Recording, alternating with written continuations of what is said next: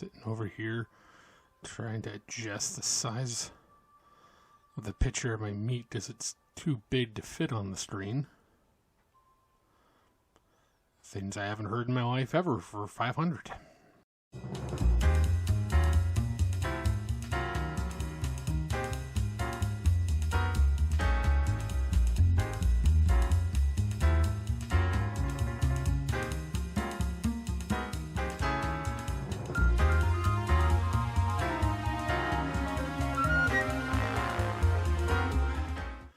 Welcome back to That's Not Burnt, It's Flavor.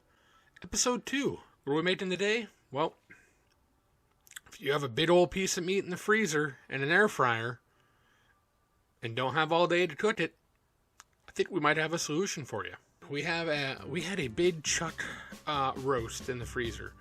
Pulled that out and let it thaw out. First off, you get your meat and you notice a little olive oil, a little S&P, a little spritz of garlic powder. I prefer granulated garlic, but, that's just me. This is what I seasoned it with. Build a nice little base of flavor. So, after you olive oil this, season on one side, you're going to go ahead and get a pan nice and hot, because you're going to need to sear it. Because searing it's going to help keep all that juice in when it's in the air fryer. It's like if you got like a Whop, And you don't want that all over the floor, because you're made a puddle, someone's grandma's gonna slip in it, break her hip. No good for you, okay? Look at this sear, beautiful. You see the little crust on top?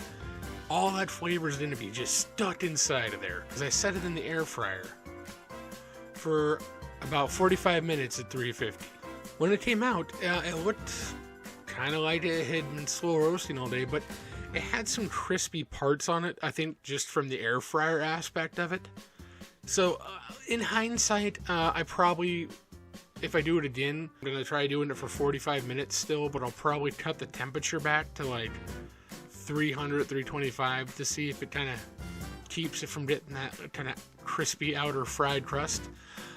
Inside, it was wet and juicy, just like you would want.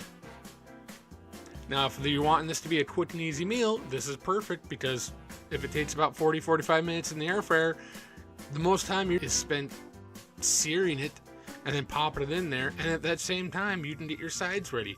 If you're looking for real quick and easy, get some of those Idaho and instant potatoes. I don't know what's in them, but they're damn tasty. But canned green beans. Whatever you want, make it easy. This takes all the hassle out of people, being afraid about leaving the crock pot on all day when they go out and about. What I can say is that it was tender. It wasn't like when you undercook like a pot roast and it's real chewy and you can't eat it. So, like I said, we're going to play around with the temperature and the time, and then we're going to have to fire up another one and see how well that goes. At the end of the day, would I prefer this over roasting it in the oven or crock pot? I very possibly could. There was a lot less cleanup involved. If we break down the pros and cons of doing a piece of beef this way, pros were it was easy. Like you sear the meat. That was about the hardest part. Then just throwing it in the air fryer, hitting some buttons, and you're good to go.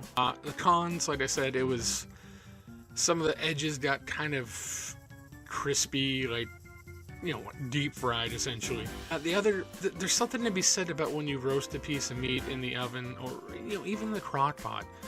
You can get all those aromatics in there, like your carrots, your onions, garlic, fresh herbs, and then just get a nice beef stock.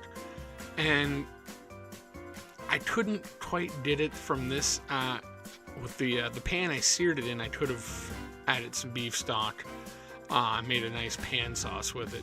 Sometimes, when you do a pot roast, it's that gravy, and those hours of it cooking only make it better. We'll revisit this video down the road, and if I have a better time and temperature for you, then, I will give it to you for sure. But until next time, this is Andy from It's Not Burnt, It's Flavor, saying thank you for stopping by. And if you're enjoying these cooking videos, feel free to hit that thumbs up button and let me know if you've tried putting anything weird in your air fryer.